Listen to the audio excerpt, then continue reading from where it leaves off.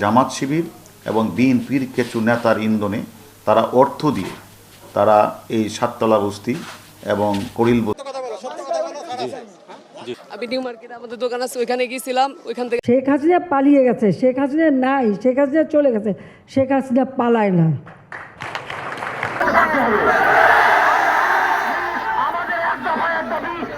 আপনাকে কোথায় পাওয়া গেছে? আমাকে পাওয়া গেছে মসজিদে। আন্দোলনে এসেছেন?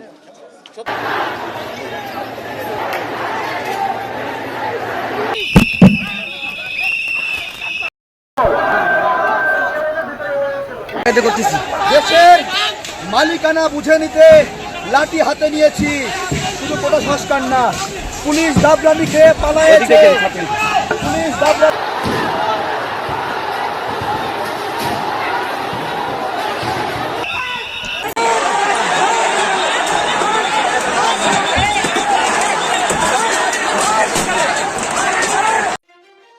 আসসালামু আলাইকুম। বাংলাদেশে কিছু পুলিশ কর্মকর্তা আছেন, তারা কখনো কখনো মনে হয় রাজনৈতিক দলের নেতা, মানে ক্ষমতাসীন রাজনৈতিক দলের নেতা। কখনোই মনে হয় না তারা বিরোধী কোনো দলের রাজনৈতিক নেতা কর্মী। তাদের যে ভাষা আর যদি আপনি মেলান আওয়ামী লীগের নেতা কর্মীদের যে বক্তৃতার ভাষা একই। শিরোনামটা বলি কালবেলা। তার শিরোনাম হচ্ছে আমাদের শত্রু জামাত শিবির ও বিএনপির সন্ত্রাসীরা। বলছেন কে? ডিএমপির যুগ্ম কমিশনার বিপ্লব কুমার সরকার।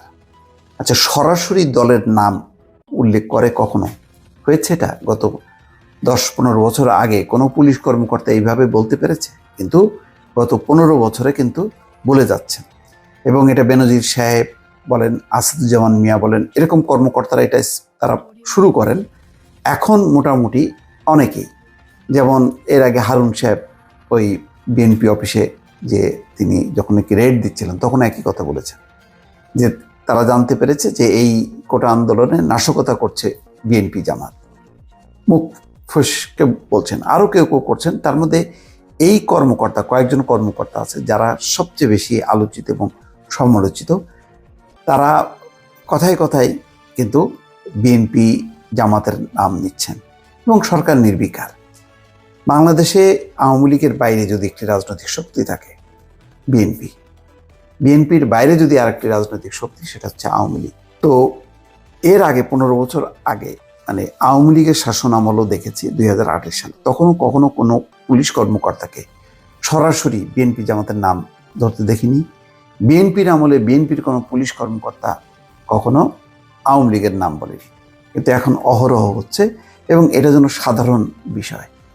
তাহলে এই কর্মকর্তারা কিভাবে নিরপেক্ষ থাকেন?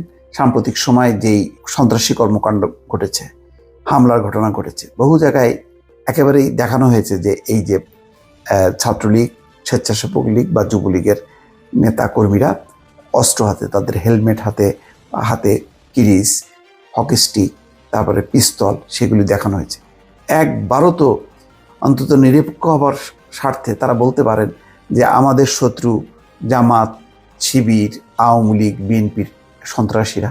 কই, আওয়ামী লীগের নাম তো কখনোই আসে না। কেন? তারা তো বলতে পারেন, তারা তো রাষ্ট্রের, তারা তো আওয়ামী লীগের পুলিশ না, তারা হচ্ছে রাষ্ট্রের পুলিশ।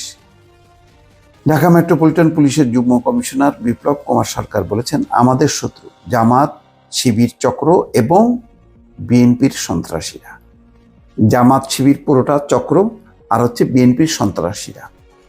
পুরো বিএনপি বলেনি, এটা মনে হচ্ছে একটু সৌভাগ্য, হয়তো কয়েকদিন পরে সেটাও বলবে। মঙ্গলবার দুপুরে ডিএমপি সদর দপ্তরে নিজ কার্যালয়ে সাংবাদিকদের সঙ্গে আলাপকালে এই মন্তব্য করেন। তিনি বলেন, পুলিশের টার্গেট যারা নাশকতাকারী, যারা মেট্রো রেল, সেতু ভবন, টোল প্লাজা ও বিভিন্ন জায়গায় গাড়ি পুড়িয়েছে, আমাদের শত্রু জামাত শিবির চক্র এবং বিএনপি সন্ত্রাসীরা। তাদের ধরার জন্য ভিডিও ও সিসিটিভি ক্যামেরার ফুটেজ দেখে কাজ করা হচ্ছে। কিন্তু অনেকগুলো ভিডিও তো একেবারে প্রকাশ্যে এসছে, যেখানে পুলিশ গুলি করছে, মানুষ মারছে, সন্ত্রাসীরা গুলি করছে, সেগুলিকে একটাও মানে গ্রেপ্তার করে বলা হলো যে এরা হচ্ছে আওয়ামী লীগের বা পুলিশের নির্দেশ অমান্য করে তারা অপরাধ করেছে? তা তো বলা হয়নি। বরং এখন দেখা মাত্র কেন গুলির নির্দেশ দেওয়া হলো এবং কারা গুলি চালাচ্ছে সেই জায়গাগুলো চিহ্নিত করার এখন আন্তর্জাতিক পর্যায়ের দাবি। এই দাবি কি বিপ্লব কুমার উপেক্ষা করতে পারবেন? রাজনীতির কথা বলে এই সন্ত্রাসীদেরকে আড়াল করা কি সম্ভব হবে? সেটা আমার প্রশ্ন। দর্শক ভালো থাকবেন।